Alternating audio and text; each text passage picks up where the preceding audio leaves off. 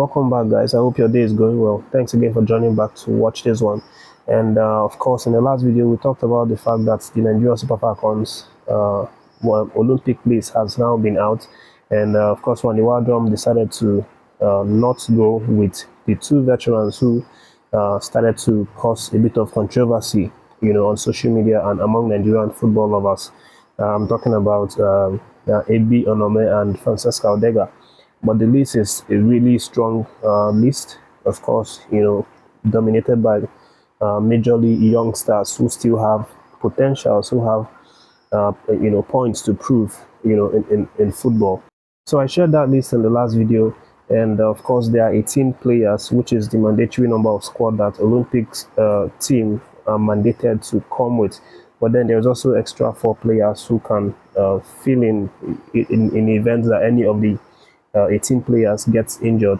And talking about injury right now, our team has now been gutted by an injury. As FC Rosengard's midfielder Halimatu Ayindele has now been ruled out for the Olympics due to a knee injury that she had on Wednesday, training with her club, FC Rosengard. And the statement was actually released today in the afternoon by her club side.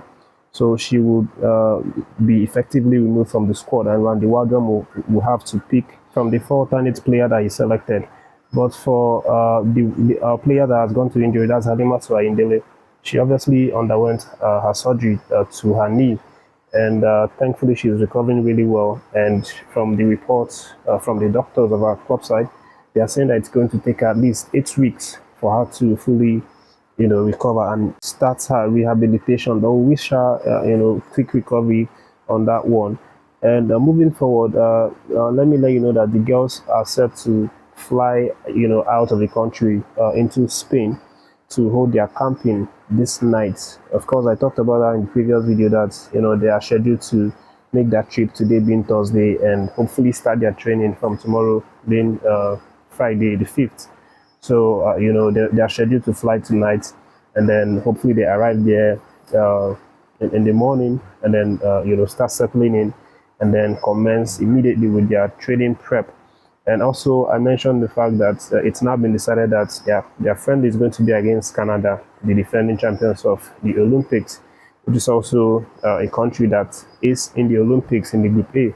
So it's going to be a really stern test for Nigerian Super Falcons as they prepare to play the Olympics. So the directive for the team is that the players that are currently in Nigeria are going to make the trip, and then the ones that are not in Nigeria are going to have to join the girls, in Spain from their different destinations. And the venue is Sevilla.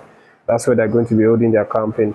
But moving on to the next update, let me let you know that the Nigerian Super Eagles have now been drawn into, I would say, a really stern group, for the Afcon 2025 qualifiers games that's going to start this September.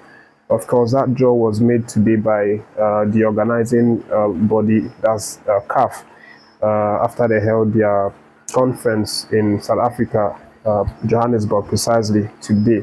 And for our group, it's a very tricky group because we have 2 nations who are currently in the same World Cup qualifying group with us. I'm talking about Benin and Rwanda. And then we have also Liberia in the same group. It's the Group B of the AFCON 2025 qualifying rounds. And, when you look at these opponents, you see that if you were to be an informed Nigerian Super Eagles, you would say that, this is a group that we can easily top. But again, with recent results and recent form that we've had, I can't be sure about what we can expect from Nigeria Super Eagles. Of course, with Benin, we know that they beat us the last time in the World Cup qualifying round.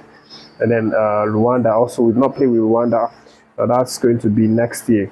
But if you take a look at the group, for that World Cup qualifying games with these 2 countries who are also in that group with us, you see that these countries are excelling. They are excelling. Rwanda actually topping that Group C of World Cup qualifying games with 7 points. South Africa are tied with 7 points. Benin are also tied with 7 points.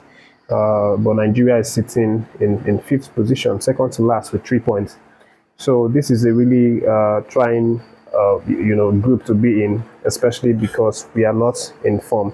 But it's going to be interesting to see how that happens. Of course, before we start playing these games, it's going to be on September, when they will start playing these games, and by then we should have already known who the new coach is going to be, and we would have seen some progress and hopefully something positive to build upon, leading into these games. But let me know your reactions. Do you think Nigerian Super Eagles can top this group and maybe qualify for the AFCON 2025? Moving on, guys, let me let you know that Coach Finidi George has now signed, a new contract with Rivers United. Of course, we talked about this a few times in the previous video, that he is about to sign with Rivers United, because then he was having some conversation about the possibility of taking over, with the club, because he had talks with the Rivers State government and then the management of the Rivers United. But right now it's been official. Finidi has put pen to paper for that one, and based on the rumor, it was said that it's going to be receiving around 3 million naira a month for that deal. And of course, it's very good to see smiles on his face again, because this man is a legend for Nigerian Super Eagles, and it was so sad to see the way it ended for him in the Nigerian Super Eagles head coach job. But he moves on, very quickly, and hopefully he's going to want to make a statement next season in the MPFL. Of course, he's no stranger. He has experienced a lot of it in the MPFL. He's actually won the league once with Enyimba, so that's precisely what Rivers State government are trying to bring to the Rivers United, bring an experienced gaffer who has won it, senator, and maybe help the club to achieve great things. Now, for the last gist, which is about Sadiq Umar, let me let you know that it seems very likely that Real Sociedad are now willing to risk it all with Sadiq Umar, as they plan to include him in their squad list for their preseason tour that's going to start really soon. Previously, a few days ago, it circulated that Real Sociedad are tired and fed up of the Nigerian striker, and they were considering the possibility of actually sending him out on loan. And as at that time, two clubs were interested. The likes of Bologna and Sevilla were interested. It felt like the deal was already done, that he was going to be sent on loan, but it didn't happen. And right now, the management of Real Sociedad are thinking of working with the player for next season. Of course, Sadiq Umar had a below par performance last season, although that was largely due to his long-term injury. He had a really, really serious injury, Achilles injury, that took him out for almost 7 months, and that shortened his appearances for the club and also his goal tallies. But the man is going to hope that this season that he gets luck and grace and opportunity, whether it's in Real Sociedad or anywhere, maybe Sevilla, if they decide to send him on loan. But he's going to hope to stay fit, to be at the top of his game and score a lot of goals. That's the update, guys. Thanks for watching this one. Don't forget to subscribe to the channel, leave a like for this video, and also drop your comment for any of the stories that you like. Take care of yourself. Stay tuned to the channel, guys.